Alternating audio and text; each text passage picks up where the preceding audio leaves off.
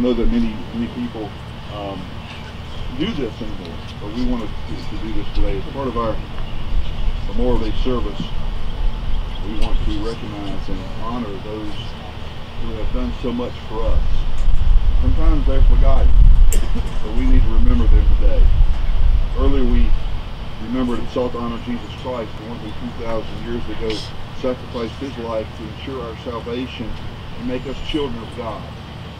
And on this Memorial Day weekend, it's fitting that we honor those who have sacrificed for us, have served in time of need, and sincerely love their country, not just in word, but in deed as well.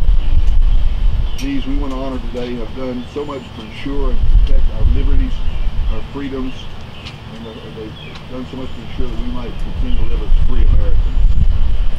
You know, Memorial Day, you may not know, Memorial Day was originally called Decoration Day. It was born out of a desire to honor those who had died in the Civil War of 1861 to 1865. In May of 1868, General John A. Logan, the Commander-in-Chief of the Union Veterans Group known as the Grand Army of the Republic, issued a decree that May 30th should become a nationwide day of commemoration for the more than 620,000 soldiers killed during what was known then as the War Between the States. On Decoration Day, as it was referred to then, Logan proclaimed that all Americans should lay flowers and decorate the graves of our comrades who died in defense of their country and whose bodies now lie in almost every city, village, hamlet, churchyard in the land. According to the story, Logan, attempting to avoid any controversy or lingering hostility between the North and the South, chose May the 30th because it was a day that didn't fall on any anniversary of a Civil War battle. On the first Decoration Day, General James Garfield, later become the 20th President of the United States, made a speech at Arlington National Cemetery, and 5,000 participants decorated the graves of 20,000 Union and Confederate soldiers that were laid to rest there. Americans embraced the idea of Decoration Day immediately. That first year, more than 27 states held some sort of ceremony. By 1890, every state in the Union and many in the South had adopted it as an official holiday. But for more than 50 years, the holiday was used to commemorate those killed just in the Civil War, not in any of the other American conflicts. And it wasn't until America's entry into World War I, the tradition was expanded to include those killed in all wars.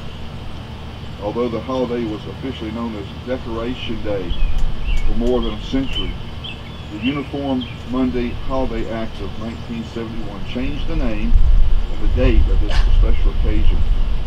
Memorial Day is now what it's called. It was moved from its traditional observance on May the 30th to a set day, the last Monday of May. As part of our Memorial Day service here this morning, I've asked Betty Jones, who is our poet laureate of Columbia Baptist. She wrote a poem not long ago about Memorial Day. It's entitled Freedom's Sweet Touch. And Betty, if I take you to read that to you.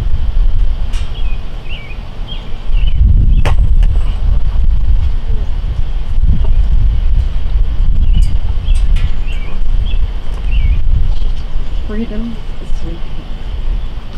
Time to move soon will be here. On Memorial Day, for those we hold dear, especially our soldiers so faithful and true. Armed would they be of the red, white, and blue. Men and women who fought that we might be free. They died while believing this is how it should be. Patriots were they who saluted our flag, their nation a people on whom they could brag. Relentlessly groomed, they stood for what's right. On fields bathed in blood, they fought a good fight.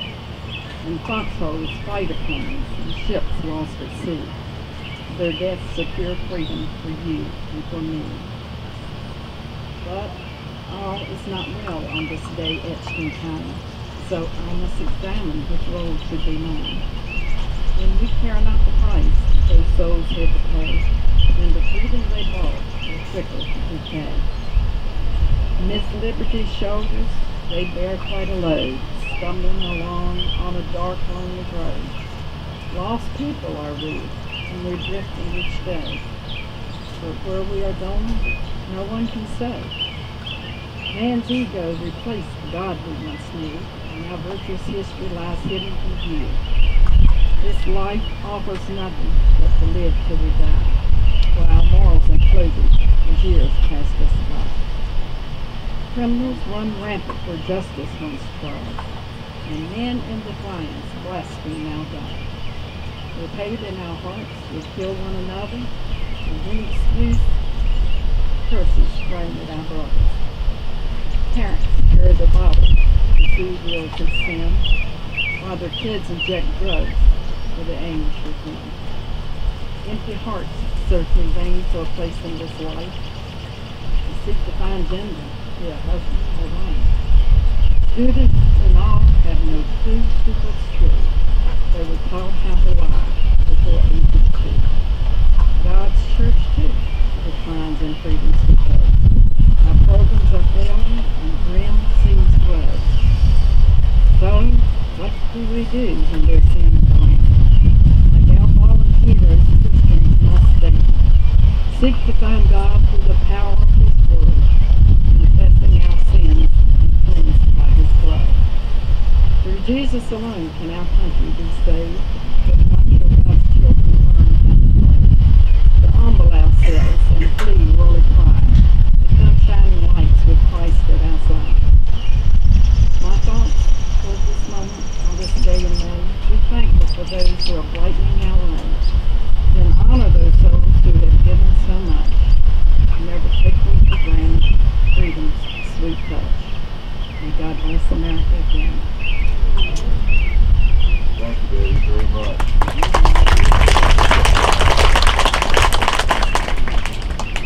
This weekend we're celebrating Memorial Day, but this morning we want to honor this holiday's origin and continue this day's original practice as Decoration Day. As we do, we want to expand our recognition and honor not only those who have died in defense of our nation, but also those who have served us in this great country at any time in any branch of the U.S. Armed Forces. Today we salute and we honor those who have served this country both in times of war and in times of peace, those who are laid to rest here at Hillcrest Cemetery.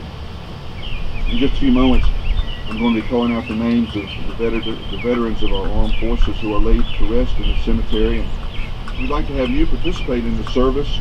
We'd like to have at least one person who take a flag and decorate the graves of these brave Americans.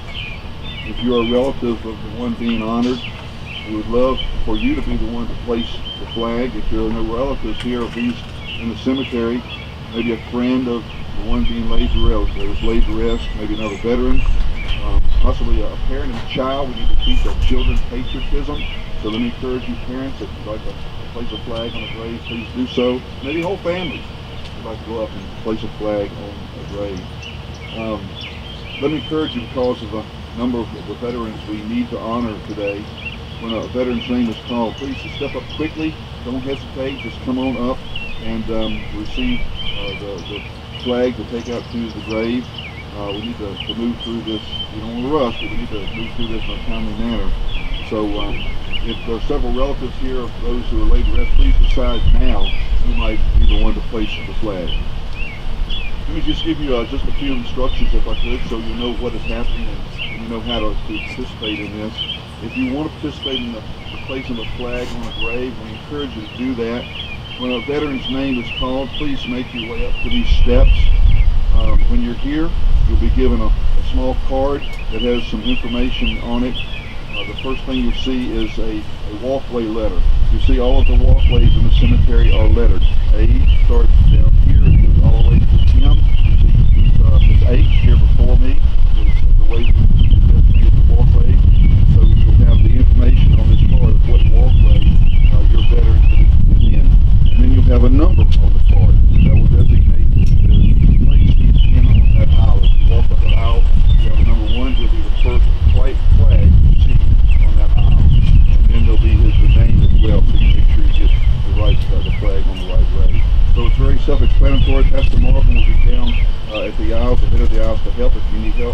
But we just want to move through this and decorate the flag, the graves of these brave Americans who have served our nation and are laid to rest here in Hillcrest Cemetery.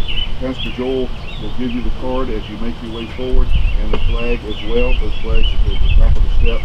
And so as you come up, please meet him and walk up the steps and then go down to aisle A. As we move along, each aisle will be will have those names that are in each aisle that are served in each aisle. To begin, we have Howard K. Wall, served in the U.S. Army. Who will decorate his grave? Okay.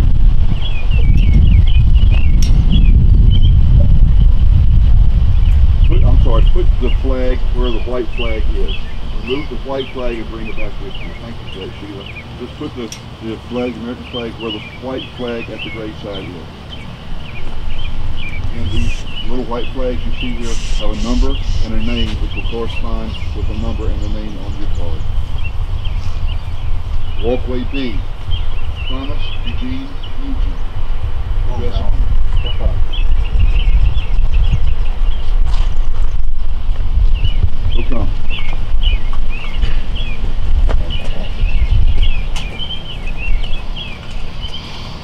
Andrew L. Harper.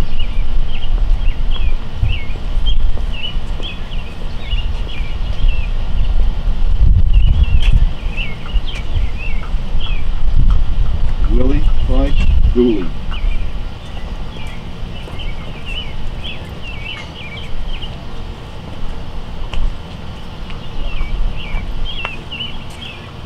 Henry Ward,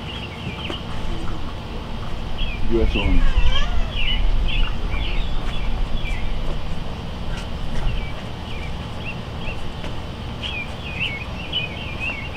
Emerson Lamb, U.S. Army.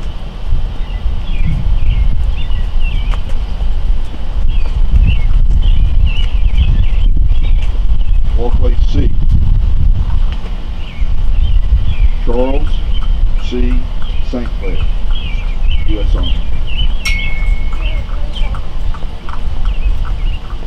I think we have some family members for these next two. Jesse Harold Purdue Sr., U.S. Army.